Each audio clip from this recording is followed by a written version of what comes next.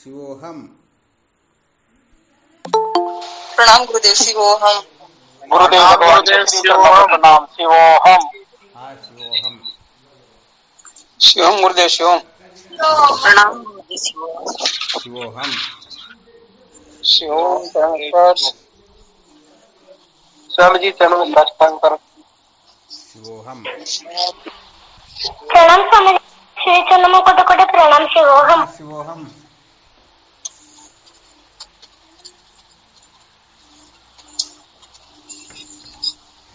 प्रणाम गुरु जी। कोटि कोटि प्रणाम। शिवोहम। क्या विषय चल रहा था अपना? संसार को बनाए रखकर कभी भी सत्य का साक्षात्कार नहीं किया जा सकता। संसार को बनाए रखकर कभी भी सत्य का साक्षात्कार नहीं किया जा सकता, यही चल रहा था ना? जी गुरुदेव।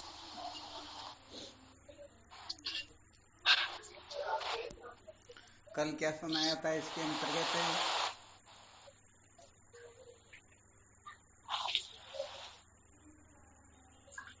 श्रवण श्रद्धन।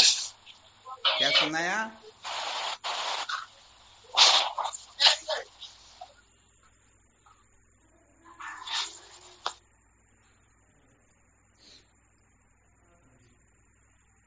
किसी को ध्यान में नहीं है क्या?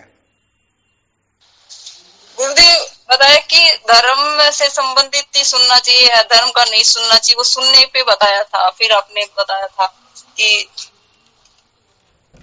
मतलब अच्छा सुनना चाहिए जो हमें, जिससे हमारी मूल सहित विद्या की निवृत्ति होए बहुत और हमें बढ़िया। सत्य का साक्षात्कार होए। कल का जो प्रणाम विषय था। स्वामी जी। हाँ बोलो। स्वामी जी कल आपने सुनाया था कि सुनने से ये सब होता है कि मैं इसका माता, मैं इसका पिता हूँ, मैं इसका बेटा हूँ, मैं ये हूँ, और सुनने से ही मोक्ष हो जाती है। बहुत बहुत अच्छी बात है। तो सुनने का विज्ञान बताया था कि क्या सुनना चाहिए और क्या नहीं सुनना चाहिए, है ना? फिर सार चीज को सुननी चाहिए और असार को नहीं सुनना चाहिए। हाँ, फिर धर्म कर्म आदि जो है उनका फिर अपन एग्जाम्पल दे सकते हैं।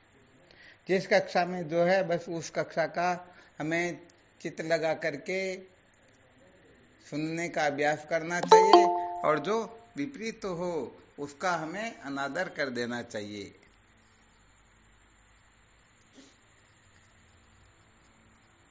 तो यहाँ पर सार असार वाली बात ही हो जाती है।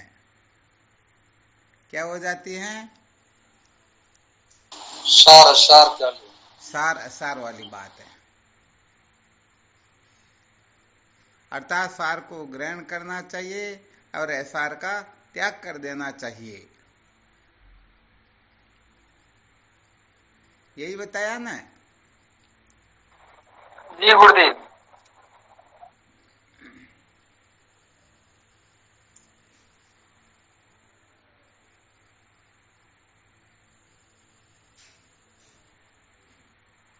अच्छा, इसमें और किसी भी प्रकार की शंका हो या कुछ और ऐसे समझना हो तो यहाँ थोड़ी और चर्चा कर लेते हैं। अपने को कैसे पता चलेगा कि हमारा फायदा किस में है और नुकसान किस में है?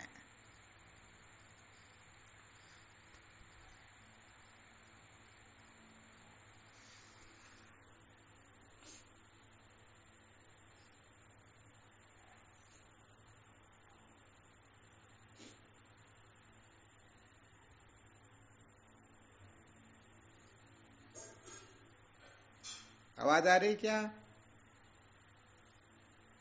जी महाराज। कोई बोले नहीं फिर। आ रही गुरुदेव। कैसे पता करेंगे कि किसके क्या सुने और क्या नहीं सुने?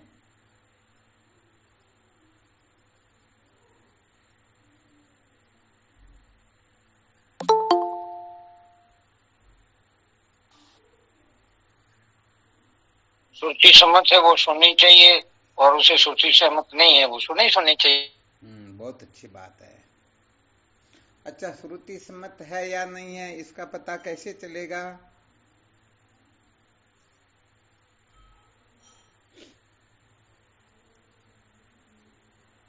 जो आत्म तत्व को बोध करने वाली बात है। क्या हुआ?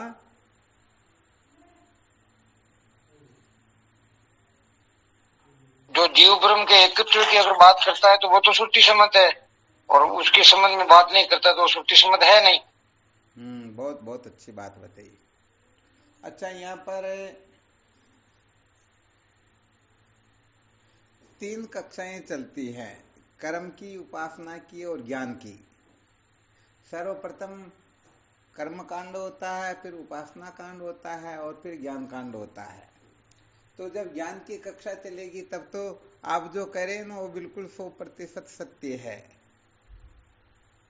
परंतु विचार करो, यदि ज्ञान की कक्षा न चल रही हो, कर्म उपासना की कक्षा चल रही हो, तो फिर क्या सुनना चाहिए?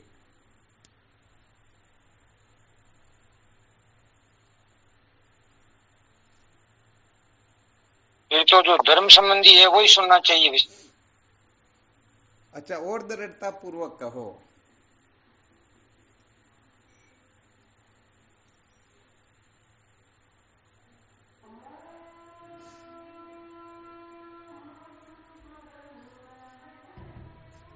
हम ऐसे कर्म किया जाए तो अगले वाला जो जन्म है अपना स्वर्ग वगैरह की प्राप्ति हो जाए। चलो यार और थोड़ा संकेत कर देते हैं। कक्षा कैसी भी क्यों न हो, हमें दृढ़ रहना है कि हम चाहे कर्म के बारे में, चाहे उपासना के बारे में या किसी क्षेत्र में कुछ भी क्यों न सुने, परंतु इसके सुनने से विद्या की निवृत्ति होती है अथवा नहीं। साधकों को ये तो गांठ ही बांध लेना चाहिए, चाहे किसी भी प्रकार की कक्षा न हो, उस कक्षा में भी उसी प्रकार का उन सूत्रों का ही अनुमोदन करे जिससे आगे चल करके विद्या के बंधन से हमें छुटकारा मिले। अच्छा, विचार करके बताओ, कोई पिता अपनी पुत्री की शादी जो करता है ना, तो शादी होते ही वह पुत्री विधवा हो जाए, ऐसा कोई पिता चाहता क्या? नहीं चाहता। नहीं। हाँ, तो यहाँ पर एक विशेष रहस्य ये भी होता है, क्योंकि हम तो ये देख लेते हैं कि कर्म के क्षेत्र के अंतर्गत जिस कर्म के करने से धर्म की सिद्धि होती हो, अधर्म की निवृत्ति होती हो, बस उसी को हमें सुनना है, बाकी को नहीं सुनना है। बात तो बहुत अच्छी है, परंतु इसके साथ में ये भी ध्यान रखना होता है कि इससे अविद्या के बंधन से छुटकारा मिलेगा या नहीं मिलेगा, अथवा आगे चलकर कहीं ब्रह्म जिज्ञासा में ये रोड़ा तो नहीं अटका देगा। हाँ, भगवान शंकराचार्य जी महाराज ऐसा ही वर्णन करते हैं, नहीं वर विगाताये कन्याम उद्वाहयंती। कन्या की शादी इसलिए नहीं की जाती है कि वह आगे चल करके या शादी होते ही तुरंत विधवा हो जाए। तो ध्यान रखना, ये बड़ा विलक्षण सूत्र है। चाहे धर्म कर्म की कक्षा हो, चाहे कितनी भी श्रेष्ठ कक्षा क्यों न हो, परंतु यदि आगे चल करके ब्रह्म साक्षात्कार में किसी न किसी प्रकार का रोड़ा अटकता हो, तो भले वो बहुत उच्च कक्षा का धर्म उपासना आदि का अंग ही क्यों न हो, फिर भी वह ग्राह्य नहीं होता है, वह त्याज्य ही होता है। पहले सुनाया था ना, निष्काम भाव से कर्म करने पर भी कर्मों का अभ्यास होने से कर्मों में आसक्ति हो जाती है। तो विचार करके देखो, समझदारी से काम नहीं करेंगे तो आगे चल करके बहुत बड़ा गड़बड़ घोटाला होगा या नहीं होगा? जी महाराज। हाँ, इसलिए यदि कुछ ऐसी जगह होती हैं जहां पर बहुत ज्यादा आग्रह कर लिया जाता है, तो सचमुच में धीरे धीरे वह पुनः संसारी होने लग जाते हैं, और अंततो गत्वा हाँ, सत्संग साधन भजन का उनके चित्त में फिर कोई महत्व नहीं रहता है, वो करीब करीब भटक ही जाते हैं। इसलिए यहाँ बहुत अधिक ध्यान रखना होता है, सावधान रहना होता है, क्योंकि पहले एक बार शायद बड़ा विलक्षण सूत्र बताया था भगवत प्राप्ति के लिए ऐसा नहीं देखना चाहिए, साधन भजन के लिए ऐसा चित्त में चिंतन नहीं करना चाहिए। जब हमको समय मिलेगा तब हम सत्संग साधन भजन कर लेंगे, अभी तो हम संसार का काम कर रहे हैं। ऐसे करने वाले तो बड़े अभागे जीव होते हैं। सचमुच में वह सत्संग की ओर प्रवृत्त होकर के भी प्रवृत्त नहीं होते हैं। इसलिए इस प्रकार की नासमझी का त्याग करके सदा सर्वदा ये चित्त में भाव बैठ जाए कि जब मुझे समय मिलेगा तब संसार का कोई कचरा है, संसार का कोई काम काज है तो इसको मैं कर लूंगा, और समय नहीं मिला तो कोई चिंता करने की आवश्यकता है नहीं। बताओ, बड़ा विलक्षण सूत्र है या नहीं है? हम तो सत्संग के लिए देखते हैं कि हाँ समय मिलेगा तो मैं सत्संग में भाग ले लूंगा, सत्संग सुन लूंगा, साधन भजन कर लूंगा, स्वाध्याय कर लूंगा, ऐसा वैसा कर लूंगा। तो इसका मतलब उनकी दृष्टि में महत्वपूर्ण संसार है या परमात्मा है? संसार है, संसारी है। ऐसे लोग आगे चल के निहाल करेंगे क्या जो बेचारे यही लुढ़क रहे हैं, उठ ही नहीं पा रहे, उठाते पकड़े रहे तो खड़े रहते, छोड़ दे तो फिर नीचे गिर जाए, तो भी नहीं। हाँ, सचमुच में जब तक जवाबदारी नहीं समझेंगे ना तब तक तो ये गड़बड़ घोटाला जीवन में निकलने वाला है ही नहीं। क्योंकि सचमुच में हम संसार के प्रति इतनी इस प्रकार की अप्रोक्ष बुद्धि रख करके विचरण करते हैं कि संसार के सिवाय फालतू की बातें होती, कुछ काम चलने वाला है नहीं। संसार को तो बनाए रखना है, संसार को तो अधिक से अधिक बढ़ाना है। संसार के बिना कुछ भी प्रयोजन सिद्ध नहीं होता है। इसलिए संत महात्मा तो इनके हिसाब से पता नहीं अंट संट बातें कहते रहते हैं। हमें तो अपनी समझदारी से भी काम लेना है। तो भाई सच्ची बात कहे तो बड़ा गड़बड़ घोटाला हो रहा है। जिस जगह पर निष्काम भाव से किए जाने वाले कर्मों को भी एक प्रकार से बहुत बड़ा बंधन बता दिया, तो जो सकाम भावना से किया जा रहा है उस कर्म का क्या औचित्य हो सकता है? हो सकता है क्या? नहीं हो सकता। हाँ, नहीं हो सकता। परंतु सच्ची बात यही है कि हम मौका देखते हैं कि समय मिले तो सत्संग की ओर प्रवृत्त हो, परंतु ऐसे साधक दुनिया में बहुत दुर्लभ होते हैं जो समय मिले तो संसार का काम पूरा कर लूं, और समय नहीं मिले तो कोई बात नहीं, अनादिकाल से पूरा करता आ रहा हूं, वास्तव में कभी पूरे हुए ही नहीं। तो ऐसी निष्ठा जब जागृत होती है ना, तब अपने भाग्य की सराहना करनी चाहिए कि सचमुच में जीवन में कुछ क्रांति आई। वरना बेचारे रो रहे हैं, 10 बार उठाएं तो उठते नहीं, और उठाएं तो थोड़ी देर खड़े रह करके फिर गिर जाए, वो क्या निहाल करेंगे आगे चलकर? बिना जिज्ञासा के ज्ञान कभी होता ही नहीं, और ये जिज्ञासा ऐसे ही जागृत नहीं होती है।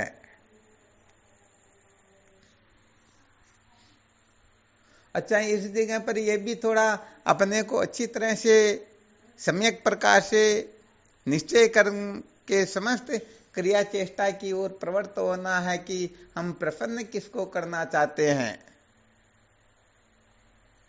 हम संसार को प्रसन्न करना चाहते हैं, नाते रिश्तेदारों को प्रसन्न करना चाहते, अपने बेटे को प्रसन्न करना चाहते, पत्नी को करना चाहते, बाप को करना चाहते। अरे किसको प्रसन्न करना चाहते हैं? ये बात यदि हृदय में ठीक तरह से बैठ जाए, उसके बाद में जो साधन भजन किया जाएगा वह बड़ा विलक्षण होगा।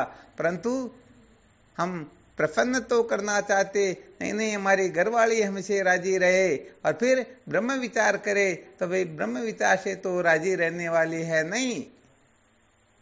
हो जाएगी क्या? कभी नहीं होगी। हाँ, इसलिए ये बड़ा गड़बड़ घोटाला इसी जगह पर हो जाता है। यदि ऐसा कोई निश्चय करके, जैसे समझो कोई निश्चय कर लेते हैं कि श्रुति माता मुझसे अप्रसन्न न हो, संत महापुरुष न हो, गुरुदेव न हो, तो फिर वह सदा सर्वदा इसकी उनकी जो दृढ़ निष्ठा होगी ना, वही होगी कि मुझे समय मिले तो संसार का, क्योंकि करना तो पड़ेगा, के बिना काम नहीं चलता है, इसलिए समय मिलते ही संसार के काम को कर लूंगा।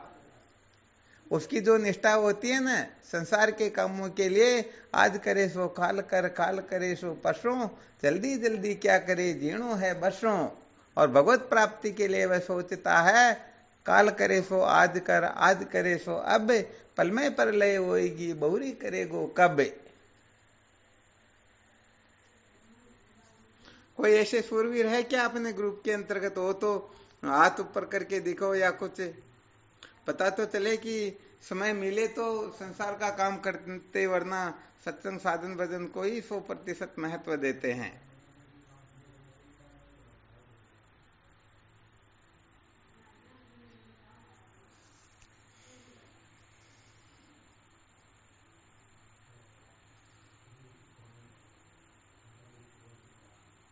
अच्छा, राम प्रताप जी ने हाथ उठाया, बहुत अच्छी बात है, बड़ी गजब। देखो, जिसको कमजोर समझते उन्होंने हाथ खड़ा किया, और जिसको बहुत ज्यादा सूरवीर समझते वो अपनी जगह से हिले भी नहीं कि हमारा क्या हो जाएगा फिर।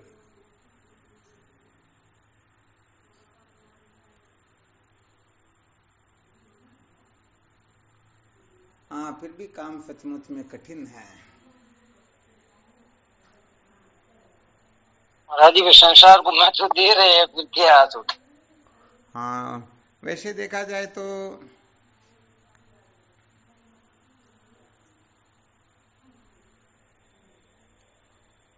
कुछ कुछ सूत्र बता रहे क्या ना, जैसे 24 घंटे का जो अपने को समय मिलता, तो 24 घंटे का 10वां हिस्सा समय तो केवल और केवल मात्र सत्संग के लिए ही देना है। परंतु यहाँ पर भी लोग गड़बड़ घोटाला कर देते हैं, वो भी पूरा नहीं दे पाते हैं। पता नहीं, ये तो 1 मिनट का भी समय दे तो 10 बार इनको सोचना पड़ता है कि कहीं हमारा बहुत बड़ा नुकसान तो न हो जाएगा।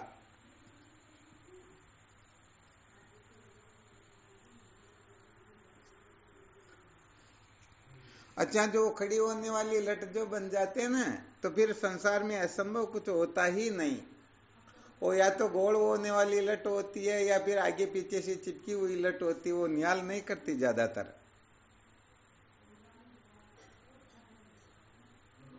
महाराज जी इसमें भी थोड़ा यूं संशय रहता है, ये लट वाला मामला तो कुछ दिमाग में नहीं बैठता, इसका क्या वैज्ञानिक क्या तथ्य है? पहले जो बताया ना, थे पूर्व दुराग्रह और उत्तर दुराग्रह से जो ग्रसित हुआ है, वह वर्तमान में ब्रह्म विचार कर सकता ही नहीं। आगे पीछे से जो चिपका हुआ है, तो क्या ब्रह्म विचार करेगा?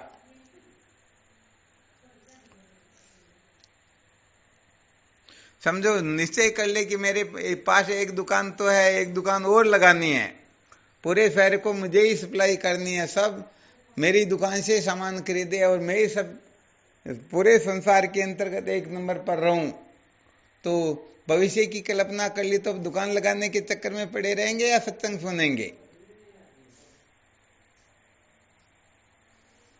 कोई गाड़ी खरीदने का सपना बना रखा है, तो गाड़ी खरीदने का विचार करेगा या ब्रह्म विचार करेगा? कोई फैक्ट्री डालने का विचार कर रखा, तो क्या करेगा फिर? तो जो कल्पना करके बैठा हुआ उसी को तो करने में लगेगा।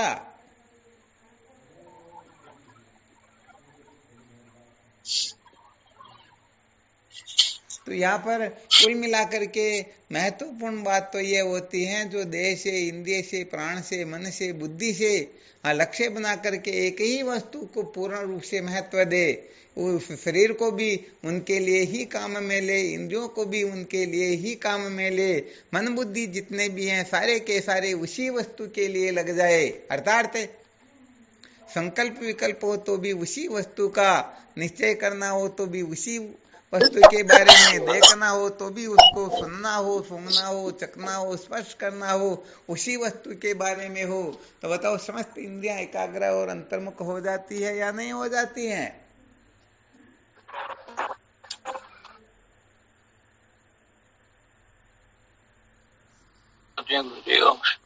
हाँ, सूर्य की एक किरण कभी भी कागज को नहीं जलाती है। बहुत सारी किरणें एकत्रित होकर जब एक बिंदु पर गिरती है तो उसी समय उस कागज कपड़े को जला देती हैं। तो पहले मोक्ष संपादन की 6 शर्तों का विवरण किया गया, उसमें सबसे पहली शर्त यही तो थी, सत्यनिष्ठ होना।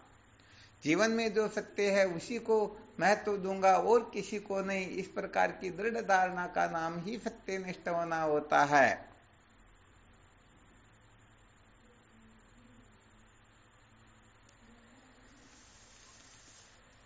फिर विचार करके देख लेना चाहिए हम सचमुच में सत्य को महत्व दे रहे हैं अथवा असत्य को महत्व दे रहे हैं। यदि सत्य को महत्व दे रहे हैं तो असत पदार्थों के प्रति जो आस्था है वो धीरे धीरे शून्य होने लगती हैं, और यदि नहीं होती हैं तो हम सचमुच में कह भले ही रहे परंतु आस्था तो अनात्म पदार्थों में ही लगी हुई है।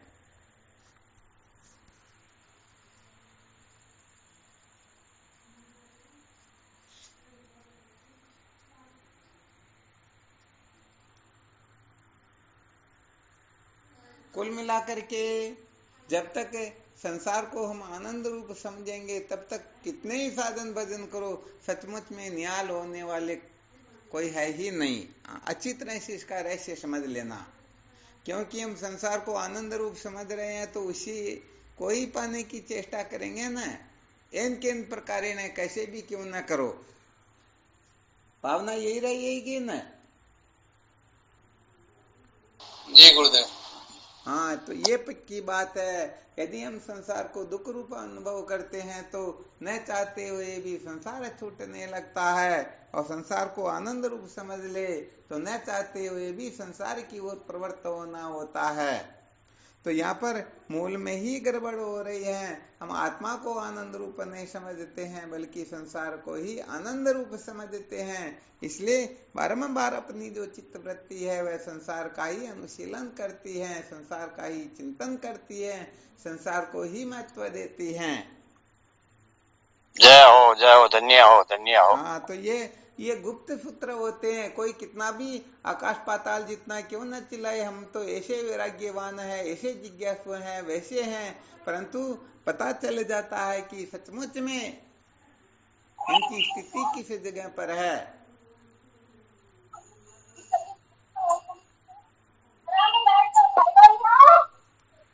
तो कुल मिलाकर के आत्मचिंतन के लिए यदि अपने को समय निकालना पड़ रहा तो ये थोड़ी गड़बड़ घोटाले वाली बात ही है, बस बात इतनी सी करना चाहते हैं। जय हो, बहुत बढ़िया, धन्य हो, धन्य हो। वरना संसार का काम तो 24 घंटे के अनादि काल से करते ही आ रहे हैं, थोड़ा नुकसान उठाए फिर भी सत्संग का साधन भजन का त्याग न करे, समय का ध्यान रखे और आत्मचिंतन में किसी प्रकार के गड़बड़ घोटाले को समावेश न होने दे, तब समझो जीवन में कुछ क्रांति आई। वरना क्या है, वरना तो वही है, गंगा गए गंगादास, यमुना गए यमुनादास। वो जैसे लाख होती उसको अग्नि के पास में ले जाओ तो वो पिघल जाती हैं, अग्नि से दूर ले जाओ तो कठोर हो जाती हैं। जब तक संतों का सानिध्य रहता है तब तक लगता है कि बड़े विलक्षण जिज्ञासु हैं, संतों के दूर होते ही धीरे धीरे धीरे धीरे संसारी होने लगते और फिर करीब करीब संसारी ही हो जाते हैं। है गड़बड़ घोटाला या नहीं है? है बाबू जी, बिल्कुल सही है। हाँ, कहने का मतलब श्वास लेने से भी ज्यादा महत्व बुद्धि सत्संग के प्रति हो। हम थोड़ी देर के लिए भी बिना श्वास के रह सकते हैं क्या?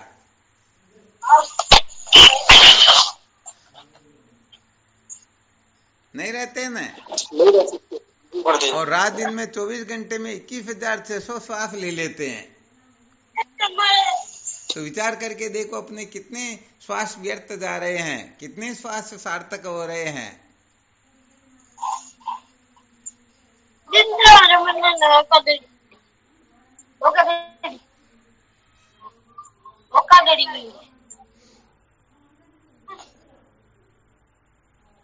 तो हमें केवल अपनी मानसिकता को चेंज करना है।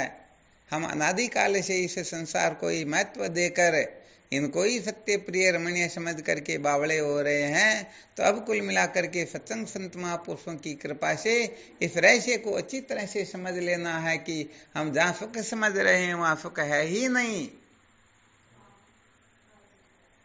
जगत खेद में परे जिन केवल दुखता माई, सत्य सत्य पुनि सत्य कहूँ सुख सपने हूँ नहीं। अरे स्वप्न में भी सुख मिलने वाला है ही नहीं। तो यहाँ पर क्या होता है, किसी के साथ जबरदस्ती का काम नहीं होता, वो तो स्वाभाविक रूप से उनका मन जो है महत्व सत्संग को देता है या संसार को देता। बात इतनी सी है, यदि हम स्वतः ही परमात्मा को महत्व देते हैं तो समझ लेना चाहिए हम सचमुच में सत्संगी है, और स्वतः में तो बुद्धि संसार की ओर होती है तो समझ लेना चाहिए वह संसारी ही है।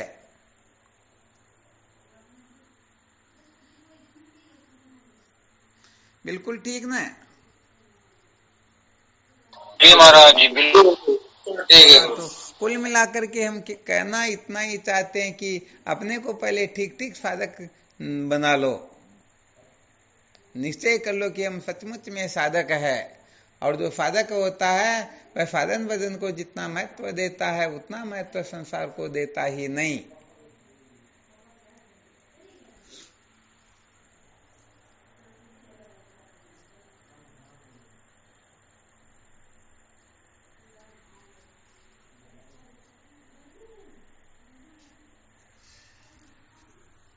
तो ये तो भाई जैसे वो जेक होता है ना, कितना छोटा होता है परंतु कितने टन गाड़ी होती उसको उठा लेता है। तो ये छोटे छोटे सूत्र होते हैं, इन छोटे छोटे सूत्रों से पता चल जाता है कि वास्तव में हम सत्संगी कितने हैं, संसारी कितने हैं। हाँ, यहाँ पर भी कहने का मतलब विशेष बात तो तब होती है जब संसार का बड़े से बड़ा नुकसान हो रहा हो, उस समय भी यदि सत्संग न छूटे तब समझना चाहिए दृढ़ धारणा वाले साधक है, तब समझो ये उत्तम जिज्ञासु है।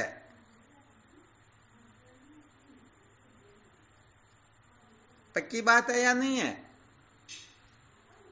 बिल्कुल पक्की बात है। इसलिए कभी कभी देखा करो कि हम सचमुच में ऐसा करने में समर्थ हो रहे हैं या नहीं हो रहे हैं।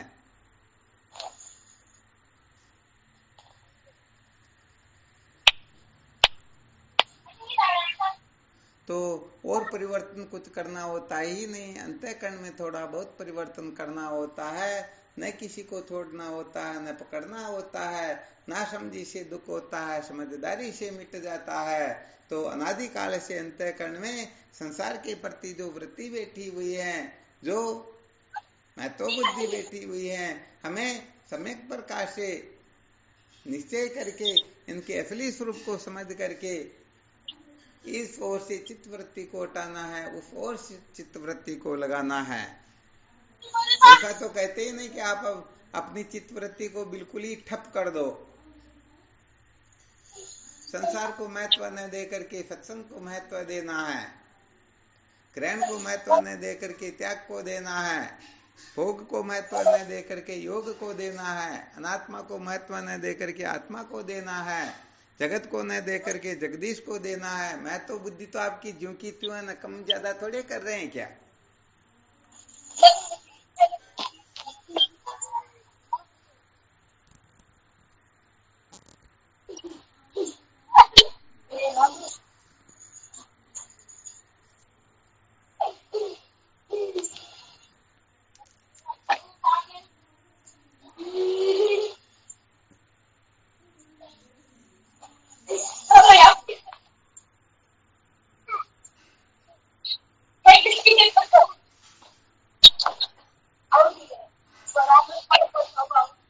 और कोई शंका हो तो देख लो, देखें।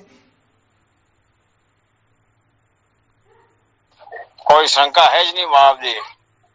हाँ, तो मेन सूत्र यही है कि हम जिसको महत्व दे देंगे तो न चाहते हुए भी उसी के लिए हम समस्त प्रक्रियाएं करने लग जाएंगे।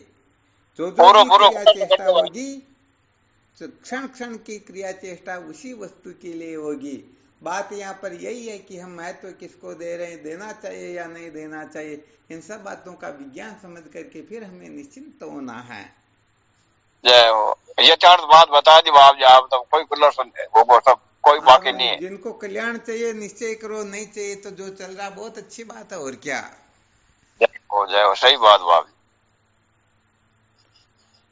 ऐसा तो होता नहीं किसी के गले पड़ करके किसी को मुक्त करवा दें।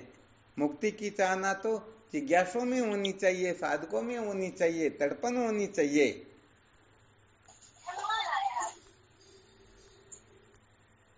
वो क्या होता है कि जब भूख तीव्र गति से लगती है ना, तो भोजन नहीं आता तो 10 बार रसोई में जाकर के देख आते कि क्या कर रहे, चक्कर क्या हो रहा। और नहीं हो तो 1-2 बार तो लड़ाई हो ही जाती है। तो भूख लगे तब जाकर के रसोई में पता करेंगे, वरना पता क्यों करेंगे? क्या काम बिगड़ रहा?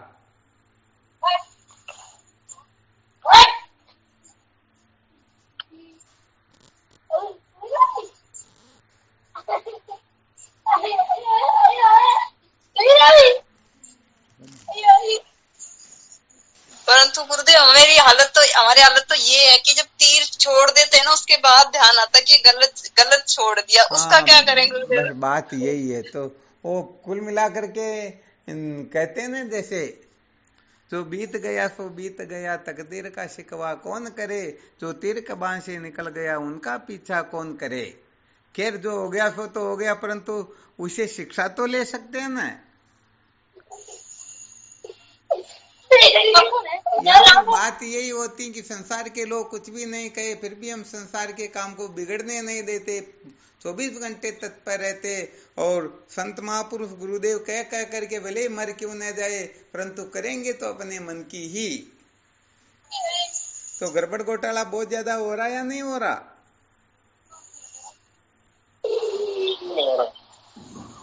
हाँ, इसलिए कहने का मतलब थोड़ा साधकों को संकेत किया जाता है कि जिस जगह हमको जैसे समझना होता है उसी प्रकार से समझना होता है। कम ज्यादा समझेंगे, उल्टा समझेंगे तो निश्चित रूप से दुखी होने के सिवाय कुछ प्राप्त होने वाला, दुख के सिवाय कुछ भी मिलने वाला है नहीं।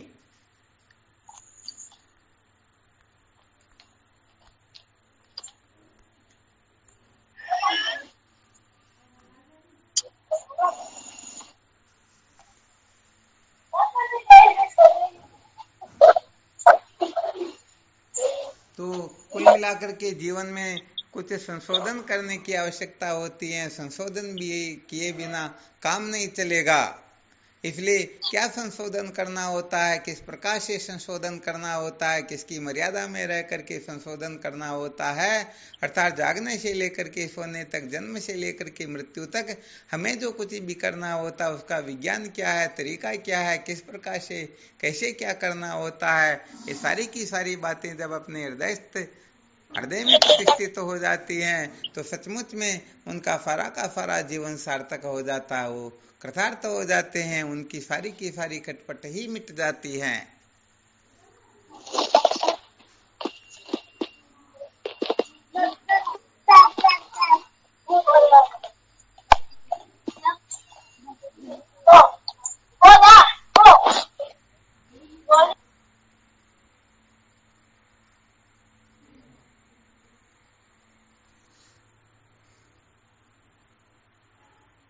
अच्छा, ये तो कम से कम निश्चय कर रखा या नहीं कर रखा? कोई ये जो बातें बताई जा रही इसी जीवन में करना या कोई आगे के जन्म में फिर मानस बना रखा? कुछ न कुछ तो निश्चय कर रखा होगा ना। जल्दी करने का निश्चय कर रखा है। हाँ, हम तो क्या, हमारी तो भावना इतनी हमें जल्दी से जल्दी करना है। हाँ, क्या हुआ? शिवोहम। हाँ, शिवोहम। वह दुख भया बाप जी ना कर जिंदगी में कोई सुख नहीं पाया के।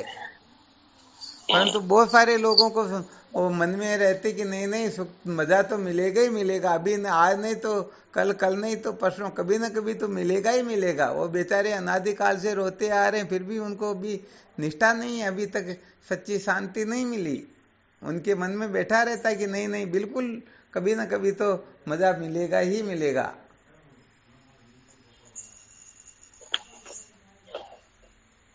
थोड़ी थोड़ी पूंजी इकट्ठी कर रहे हैं महाराज।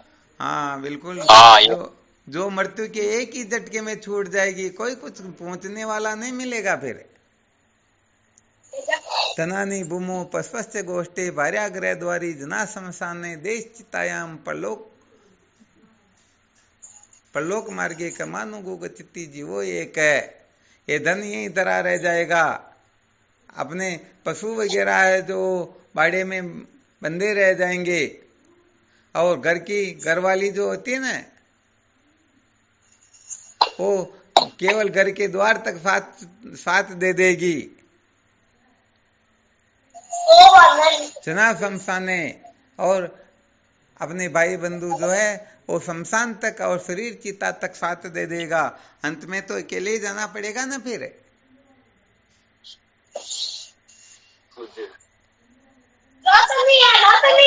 हाँ, वैसे देखा जाए तो आवश्यकता की पूर्ति तो जीव मात्र की होती है, परंतु इच्छा की पूर्ति आज दिन तक किसी की हुई ही नहीं। इसलिए कम से कम ज्यादा इच्छाओं के दास न बने, इच्छाओं के गुलाम न बने। इच्छाओं पर विजय प्राप्त करेंगे तभी सचमुच में सुखी हो पाएंगे, वरना तो जैसे अग्नि में जितना घृत डालेंगे अग्नि उतनी ही बढ़ती रहेगी, शांत कभी होने वाली है ही नहीं।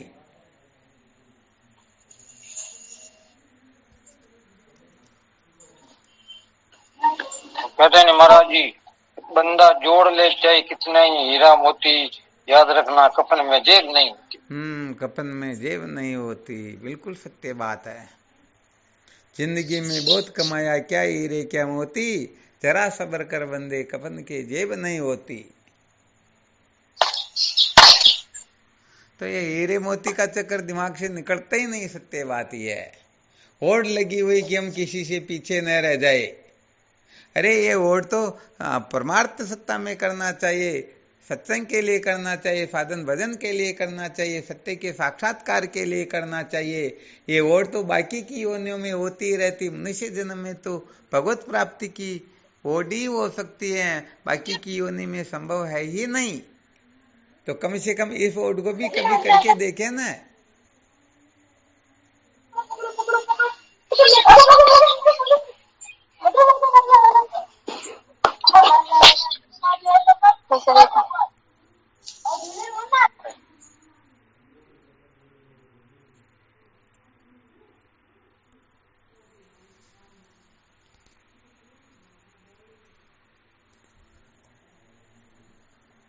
हरिओम।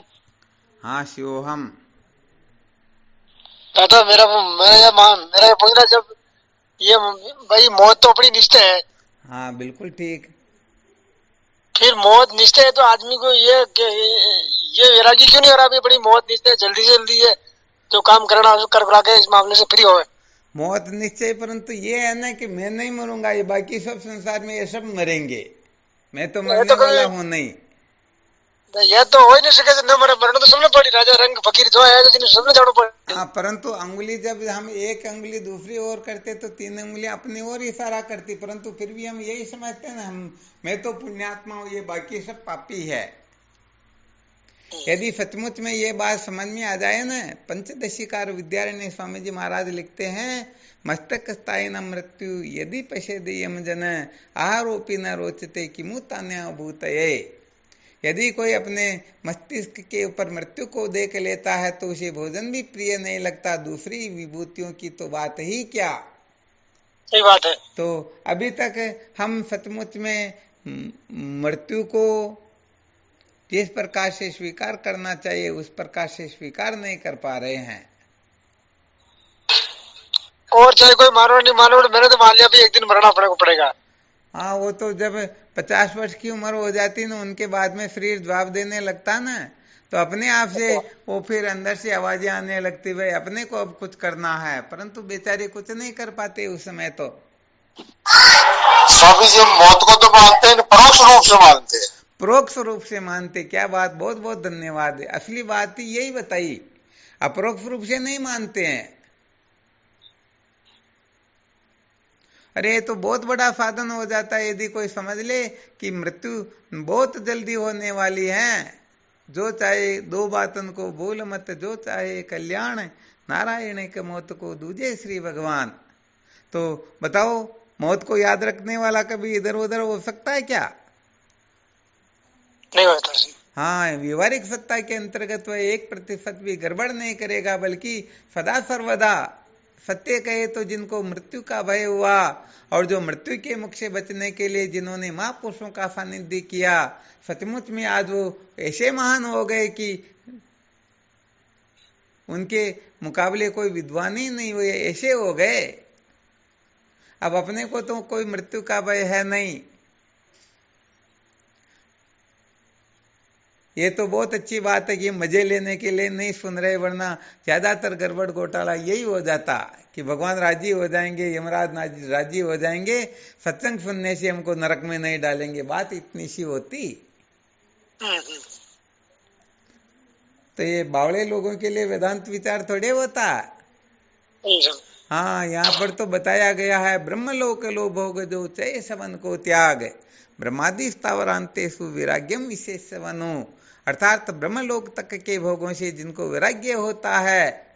अब विचार करके देखो, ब्रह्मलोक तो बहुत दूर की बात है, स्वर्ग भी दिमाग से नहीं निकलता।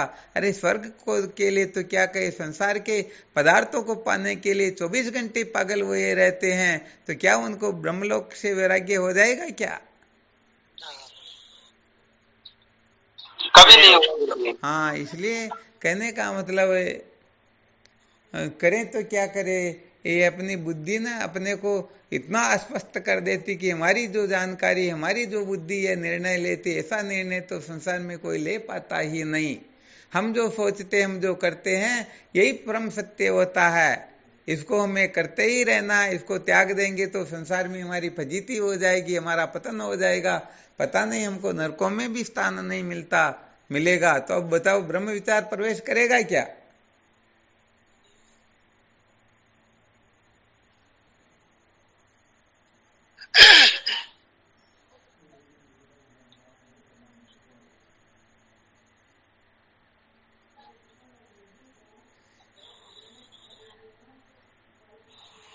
गुरुदेव, एक तो ये मान सम्मान से बहुत डरते हैं कि भाई कोई कुछ कह देगा, ऐसा कह देगा। लोक वासना तो इतनी बैठी रहती है कि थोड़ा सा एक पत्ता हिल जाए तो गिर पड़ते हैं। हाथ में भगवत गीता हो तो उसको फेंक देंगे, अरे कभी अभी कोई देख लेंगे तो कह देंगे अरे तेरे हाथ में ये क्या ले रखा। अब करें तो क्या करें?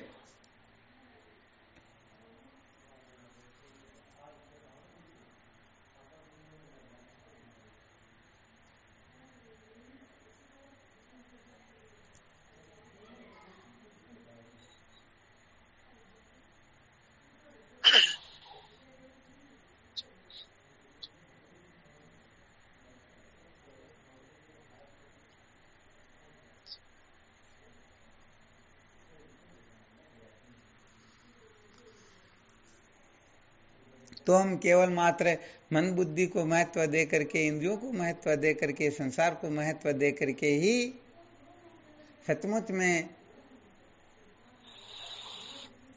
अपने लिए बंधन हम स्वयं ही खड़ा कर लेते हैं, और अंततोगत्वा अंत में रोने पछताने के सिवाय हम कुछ भी प्राप्त नहीं कर सकते।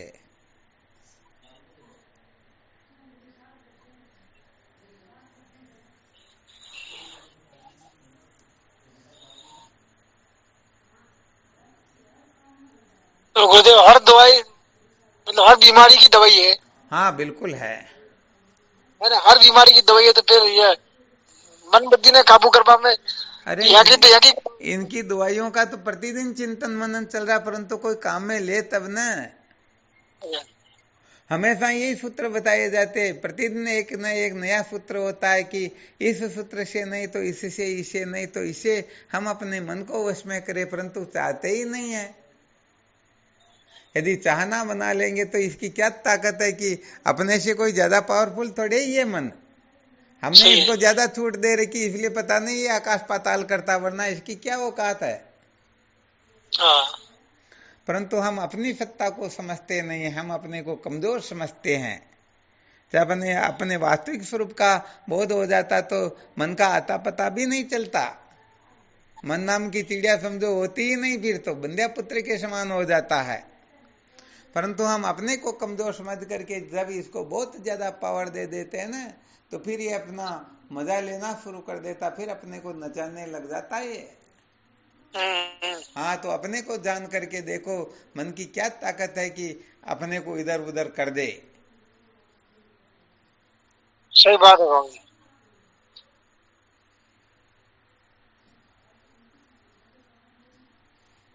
ईश्वर राज्य के ऊपर मनोराज्य हो जाता। हाँ बिल्कुल सत्य बात है।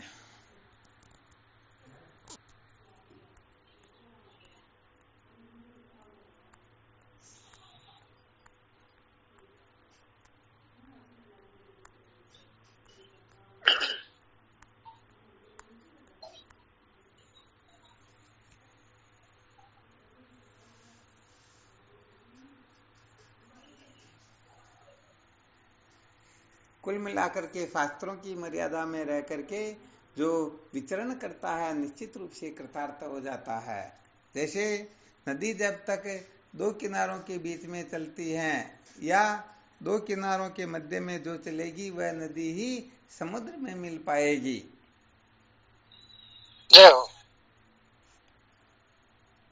तो अपने पास में ऐसा कोई टाइम टेबल नहीं, बात ये है।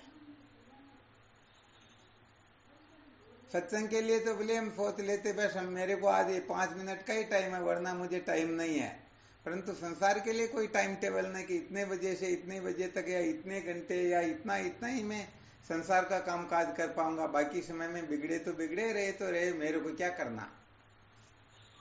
हम क्या कि पूरे संसार का ठेका ले लेते हैं ना। तो इसमें थोड़ा हम टाइम टेबल बना करके जिए ना तो पता चलता है कि इस समय मेरे को यही करना, तो उस समय तो कम से कम गड़बड़ घोटाला ना हो। स्वामी जी एक निवेदन है। हाँ बिल्कुल बोलो।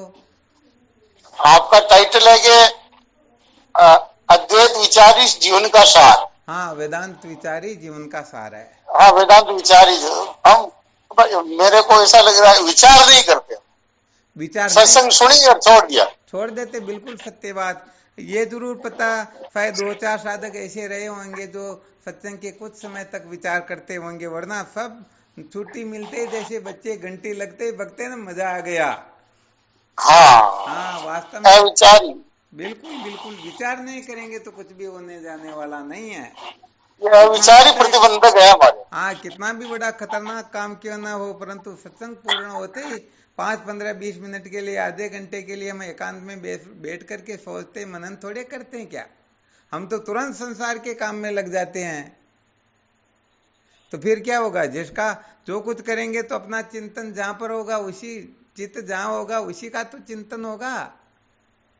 धीरे धीरे तो सारी बातें दिमाग से निकल जाती, वरना ये 3रा वर्ष चल रहा सत्संग सुनते हुए, इस समय तो आप इतने साधकों में कोई एक ऐसा शेयर बन जाता है कि कहीं पर गड़बड़ घोटाला 1% ही नहीं रहे।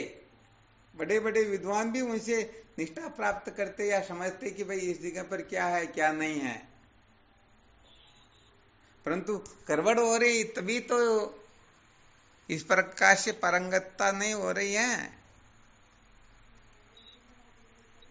कभी कभी प्रथम कक्षा के क्वेश्चन किए जाते, उनमें भी विधि पूर्वक न बता करके गड़बड़ घोटाला कर देते, तो मनन निध्यासन 1% भी नहीं हो रहा है। सुनना जरूर हो रहा है, ये धन्यवाद, ये बहुत अच्छी बात है, परंतु सुनने मात्र से तो उत्तम जिज्ञासु होता वह कृतार्थ होता है। बाकी साधकों को तो मनन निध्यासन भी करना होता है। हरिण के समान तो सुनना होता है, जैसे सर्प पुंगी की राख सुनता ना, वैसे पहले संत महापुरुषों की वार्ता को सुनना होता है। फिर गौ माता जैसे पहले खा लेती हैं, फिर एकांत में बैठ करके जुगाली करती, वैसे बार बार उसका मनन करना होता है। और बकरी पहले खा लेती हैं और फिर अंत में क्या करती हैं, वो दाने जो होते उसको बाहर निकाल देती, बाकी को अंदर रख लेती हैं। तो बकरी की तरह निध्यासन करना होता है, बेल की तरह मनन करना होता है, ऋण की तरह सर्प की तरह श्रवण करना होता है। तो विचार करके देखो हम तीनों कक्षाओं में पारंगत है या कमजोर है या बड़ा गड़बड़ घोटाला चल रहा है। सुनते समय भी हमारा चित्त कितनी बार इधर उधर हो जाता होगा।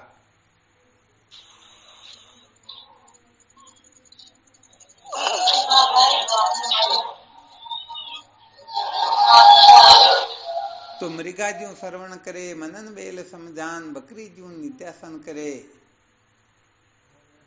तब होवे आत्मज्ञान।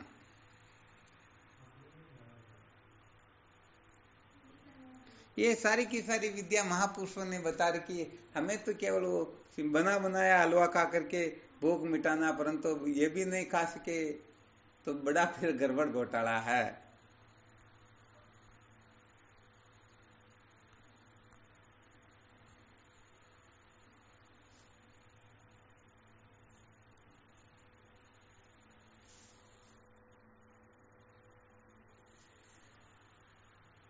गुरुदेव निध्यासन में मतलब उचित जो काम का है उसको रख लेना, बाकी को छोड़ देना है। हाँ बिल्कुल बिल्कुल, ये व्यवहारिक श्रवण मनन निध्यासन, वेदांत का श्रवण मनन निध्यासन तो बड़ा विलक्षण होता है। वो तो बहुत बड़ा करने का मतलब ऐसा खतरनाक होता है कि उसके पश्चात कुछ करने की जरूरत ही नहीं रहती। अभी केवल वो कान से सुनने वाली प्रक्रिया चल रही है ना, उसी पर चिंतन मनन करवाया जा रहा।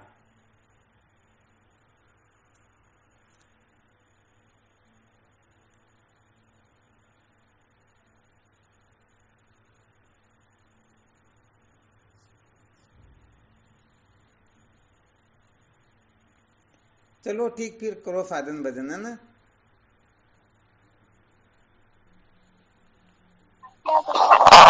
बस अच्छी तरह से निश्चय करो, ये बात है। भले संसारी बनना हो तो भी अच्छी तरह से निश्चय करो, और सत्य का साक्षात्कार करना हो तो भी भली प्रकार से निश्चय करो।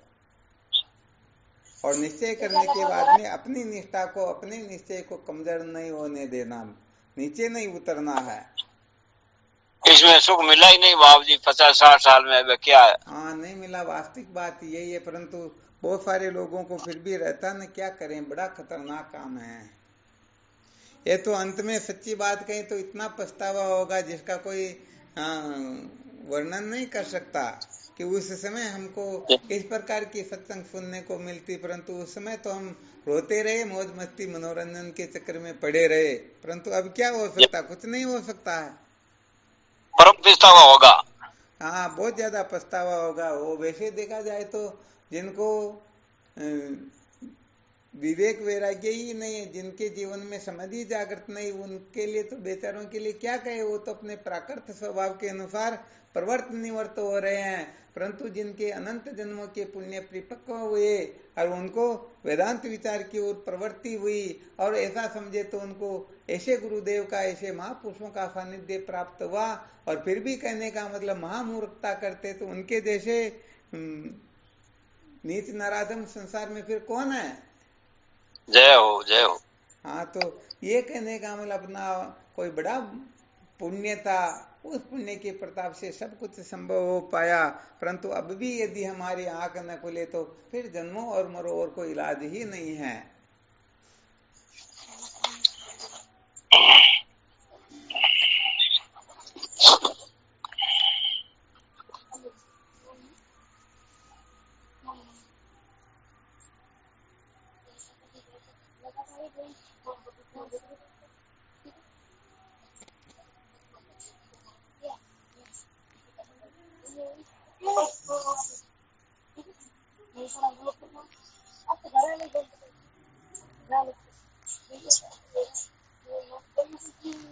चलो ठीक, करो साधन भजन। शिवोहम, शिवोहम बाबू जी। शिवोहम। श्री चरणों में साष्टांग प्रणाम। स्वामी जी के चरणों में साष्टांग प्रणाम। शिवोहम। स्वामी जी चरणों में, गुरुदेव भगवान के श्री चरणों में प्रणाम। शिवोहम। हरिओम। हाँ, हरिओम नारायण। शिवोहम। श्री सतगुरुदेव स्वामी जी के चरणों में कोटि कोटि प्रणाम। शिवोहम गुरुदेव। हाँ, शिवोहम। श्री सतगुरु भगवान के पावन चरण कमल में कोटि कोटि प्रणाम, कोटि कोटि प्रणाम गुरु जी, कोटि कोटि प्रणाम। शिवोहम। गुरुदेव भगवान के श्री चरणों में साष्टांग दंडवत प्रणाम। शिवोहम। हाँ, शिवोहम। गुरु जी को प्रणाम। चरणों में प्रणाम, बारंबार प्रणाम। शिवोहम। प्रणाम स्वामी जी, आपके चरणों में कोटि कोटि प्रणाम। शिवोहम। शिवोहम। शिवोहम। हाँ, शिवोहम। प्रणाम गुरु जी, पहचानेगा? नहीं पहचाने। ज्ञान ज्योति। ज्ञान ज्योति कहाँ से? गुलाबपुरा से। गुलाबपुरा से। हाँ। अच्छा अच्छा। प्रणाम गुरुदेव। शिवोहम। हाँ, शिवम बेटे, शिवम, अब समझ में आ गया। चलो, बहुत अच्छी बात है। अरे प्रणाम गुरुदेव। शिवोहम। एक बार कोई हरिओम कर ले तो इसे पहचानने में आते क्या? प्रणाम गुरुदेव। शिवोहम। हाँ, शिवोहम। शिवम गुरुदेव। शिवम। शिवोहम। प्रणाम गुरुदेव। शिवोहम। शिवम गुरुदेव चरण स्पर्श। शिवोहम। शिवम। गुरुदेव प्रणाम, चरण स्पर्श गुरुदेव। शिवोहम।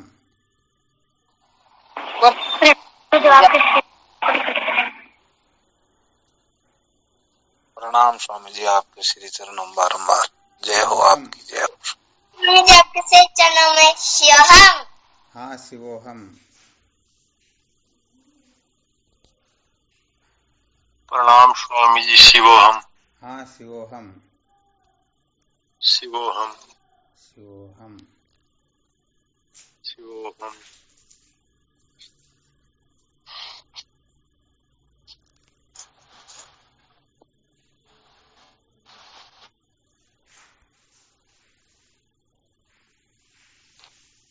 प्रणाम गुरुदेव, आपके श्री चरणों में प्रणाम। शिवोहम।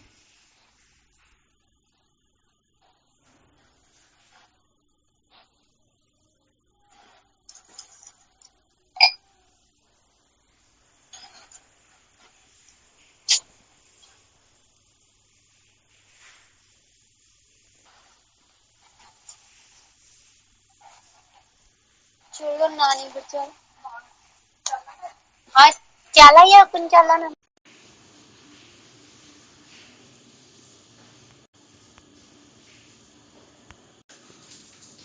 चलो ठीक, फिर करते रहो साधन भजन, है ना। वेदांत का विचार ही जीवन का सार है।